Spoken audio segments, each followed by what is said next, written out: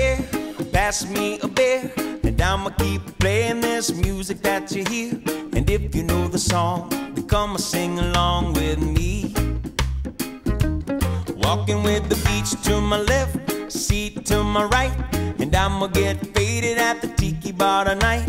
Then I'ma rolling up like my name is Bob. Yeah, I'm gonna party like I'm a Jamaican. If you really wanna know where you can find me, I'll be unwinding.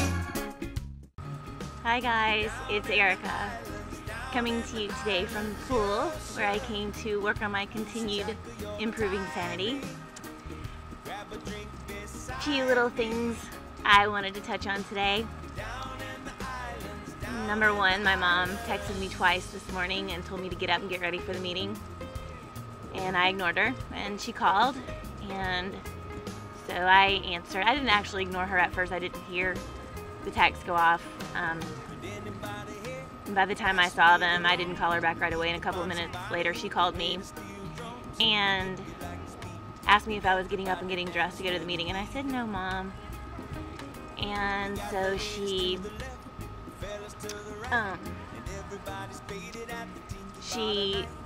said, well, this was her line of reasoning. I know you still love Jehovah.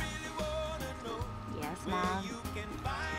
And the talk today is about how reasonable Jehovah is, or the Watchtower lesson, I'm not sure which.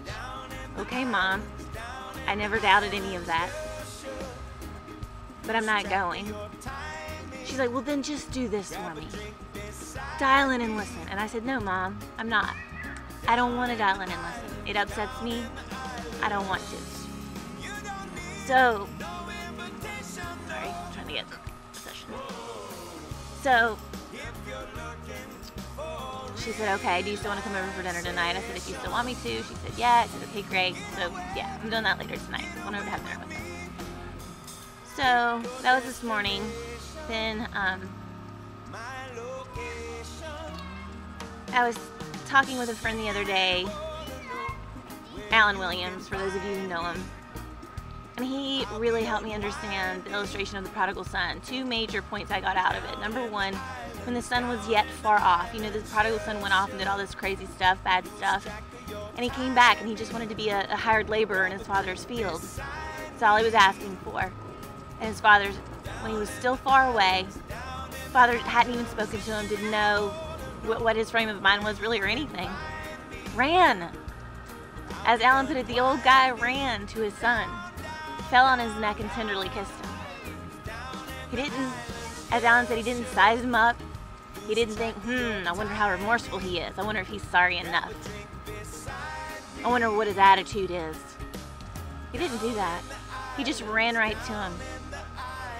And then, once he got there and hugged him and kissed him, you know, he could have said, okay, you know, you got to tell me what you did, or, you know, we got to talk about this and, you know, see where things are. I mean, I love you, but, you know, we got to talk about it. He didn't do that either. Instead, he said, quick, get a robe and a ring and some sandals. And Alan explained to me that sons wore sandals, but hired laborers didn't. I mean, the father might have been within his rights. I guess you could say to have said, you know, work in the fields for a month and let me see if you've really changed your ways. But he didn't. He immediately took his son back because his son came back contrite and remorseful. But he didn't even try to judge that. He just saw him walking down the road and ran to him and then said, quick, and kill the fattened bull, which was a very special occasion back then. In the Watchtower, there's a period during which you have to be disfellowshipped, and then even after that, you're on probation, where you can't answer and things like that until they see. I mean, it's all of these crazy made-up rules that are not in the Bible. So I found that very interesting. Another thing I found very interesting over the last day or so is that someone sent me a video that was made, and I'll put a link to it right here, that really brings together all of the violent, horrific images that are published in Jehovah's Witness literature, primarily in children's literature. This is focusing on children's literature. Now, my mom would probably say, oh, if she saw this video, oh, but, you know, what about all the beautiful images? Well, that makes it even worse, because you take all these beautiful images of children petting pandas and happiness and joy and paradise and lovely families, and you sprinkle it in with violence and death and destruction for anybody who doesn't do what the Watchtower says is the only way to God.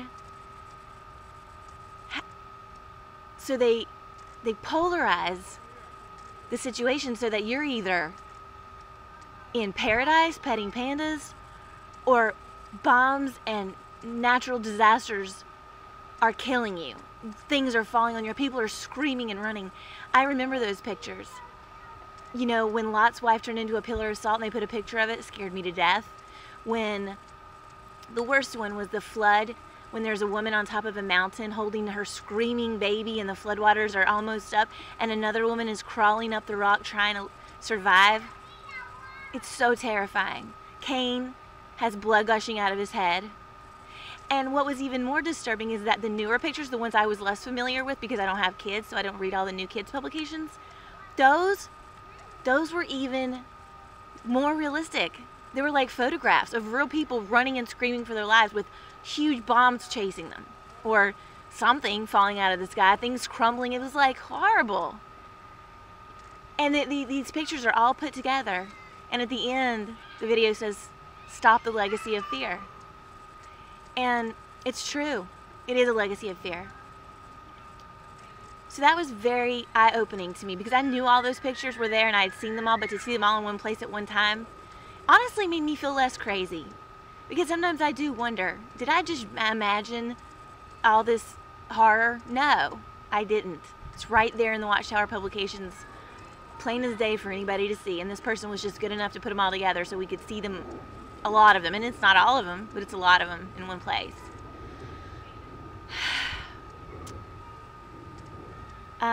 What else was I going to mention today? Or something else. I'll have to come back when I think about it.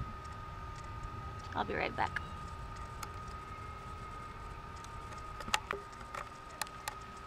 Oh yeah.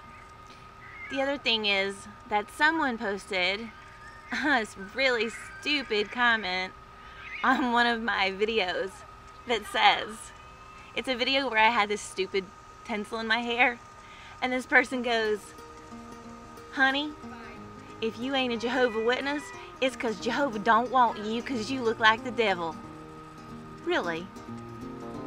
Intelligent. Nice representation of the religion.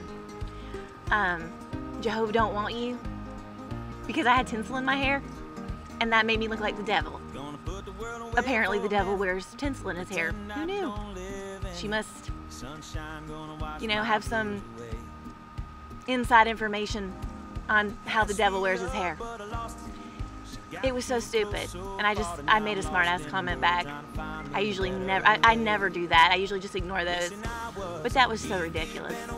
Anyway, that just gives you an idea of what it is like sometimes to try and deal with, and I'm telling you, there's a lot of very, very smart, brilliant Jehovah's Witnesses that are just snowed by this whole thing. And there are some that aren't so smart that'll tell you that because you have tinsel in your hair you look like the devil and therefore Jehovah don't want you. So, that was that. The only other thing was what?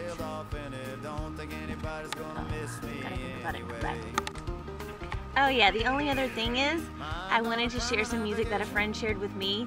There's a group that's a cover band called Voice, V-O-I-C-E Avenue. And they cover tons of pop songs acoustically. Really good. I'm going to put a link to their YouTube channel right here, if I can. But it's Voice Avenue. They cover songs like by Pink, by Lady Gaga, by One Direction, by Bruno Mars, by Journey, Michael Jackson. They've got like over 100 videos that they've made. The guy's got an incredible voice. He plays the guitar. He's got a band, and they do songs that you would never think could be made into an acoustic song. This guy does an amazing job. I posted one of the videos on my Facebook wall. If you're one of my Facebook friends, you might find it.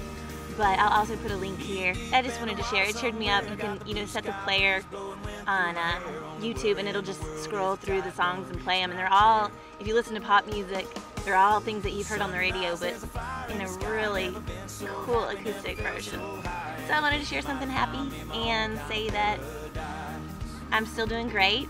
I'm still on track with my goals, and my life is going to be crazy for a little while, and I'm okay with that until I get through some of the nuttiness. Still, it's going to take a little bit more time, but all of your love and all of your support and all of your comments, most of your comments, even the ones that told me I look like a devil, at least made me laugh.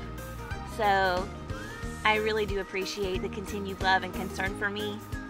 It blows my mind how much you guys care, and I hope you know it's reciprocated wholeheartedly on my part toward you. So I send you my love, I send you peace, I send you my gratitude, and I hope everyone has a beautiful, lovely, long, relaxing Labor Day weekend.